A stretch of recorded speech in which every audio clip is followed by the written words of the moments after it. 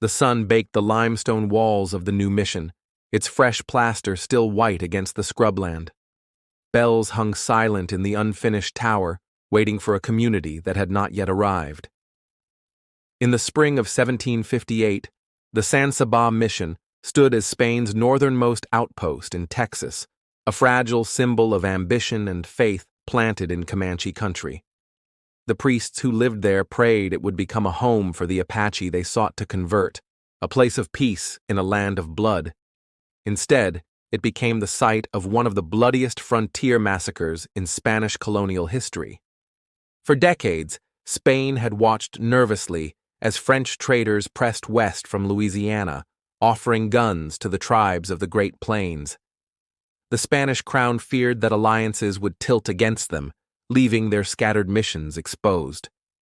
To counter this, they tried to settle and convert the Lipan Apache, long enemies of the Comanche.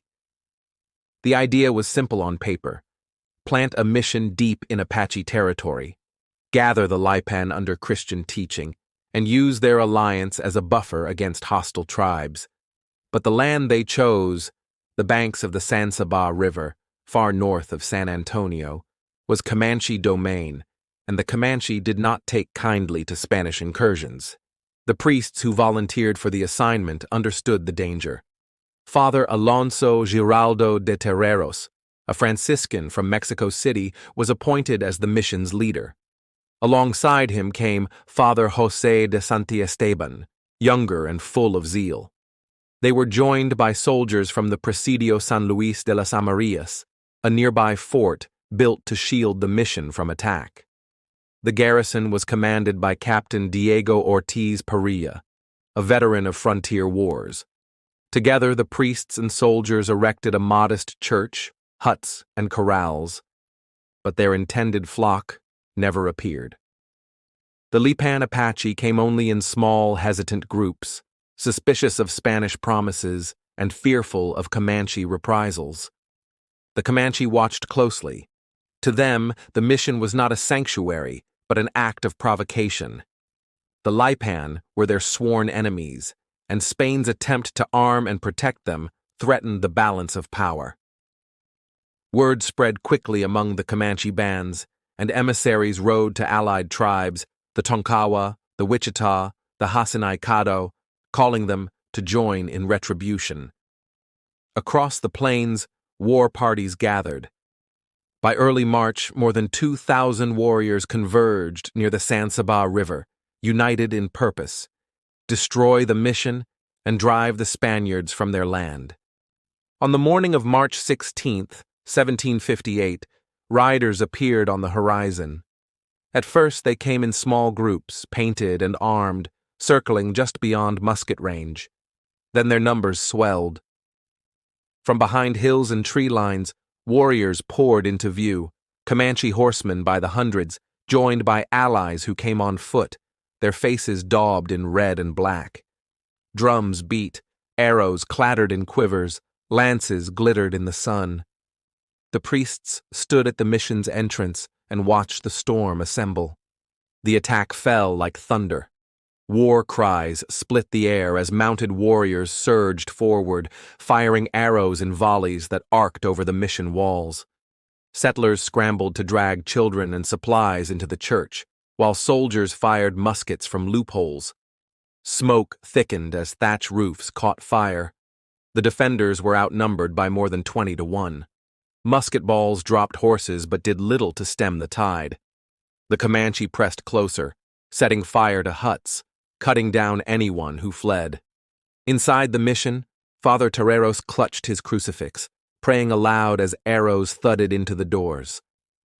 Father Santiesteban tried to calm children sobbing in the shadows. At one point, the priests considered surrender, but the warriors gave no quarter. When the gates fell, the Comanche poured inside. Screams echoed in the chapel. Father Santiesteban was struck down at the altar, his robe soaked in blood. Father Terreros was dragged outside, beaten, and killed in the dust. Settlers and converts were cut down without mercy. By the time the sun set, the mission of San Sabá was ash and ruin. The soldiers at the presidio a few miles away saw smoke rising but did not arrive in time. Captain Perilla's men fought off probing attacks but could not reach the mission in force. When they finally rode out days later, they found only charred beams, bloodstains, and bodies left for the vultures. The massacre had been total. 2 priests and dozens of settlers were dead. The Lipan Apache, for whom the mission had been built, never returned. News of the destruction spread like wildfire through New Spain. In Mexico City, officials spoke of vengeance. The viceroy demanded retribution to restore Spanish honor and deter further attacks. The following year, Captain Perilla led an expedition northward with over 600 men, determined to strike the Comanche and their allies. The campaign ended in disaster. At the Battle of Spanish Fort on the Red River, Perilla's force was defeated by a coalition of tribes, losing cannons and supplies. Spain's attempt to punish the Comanche only underscored their vulnerability. The massacre at San Sabá was more than the destruction of a mission. It was a turning point in the struggle for Texas. It demonstrated the limits of Spanish power on the frontier and the dominance of the Comanche, whose alliance network extended across the southern plains. The Lipan Apache were left exposed, their numbers dwindling under relentless raids. For the Franciscan order, San Sabá became a symbol of martyrdom. The church in Mexico later declared Father Terreros and Father Santiesteban martyrs of the faith, their deaths woven into the narrative of sacrifice that accompanied missionary work. Yet on the frontier itself, the memory lingered differently. To settlers and soldiers, San Sabá was a warning carved in fire. The land could not be taken lightly, and the tribes who lived upon it would not bow without a fight. To the Comanche, it was proof of their strength. They had struck at the heart of Spanish ambition and reduced it to rubble in a single day. For decades afterward, travelers along the San Sabá River whispered of the ruins, blackened stone walls overgrown with weeds, a crumbling chapel where vultures circled overhead. The site became known as the Lost Mission, a place where faith met fury and the frontier bared its teeth. Generations later, when settlers pushed west, they still told stories of the massacre, of the priests who prayed until the end, of the warriors who rode like a storm, of the silence that followed when the fires died. The San Sabá mission never rose again. Its ruins remain in Menard County, Texas, a state historic site where tourists walk among low stone foundations and read plaques describing the slaughter. But history carries echoes louder than words on bronze. The massacre was not simply the fall of a mission, it was the clash of empires and peoples, of ambition and survival, played out in blood. On that March morning in 1758, faith and empire collided with power and resistance.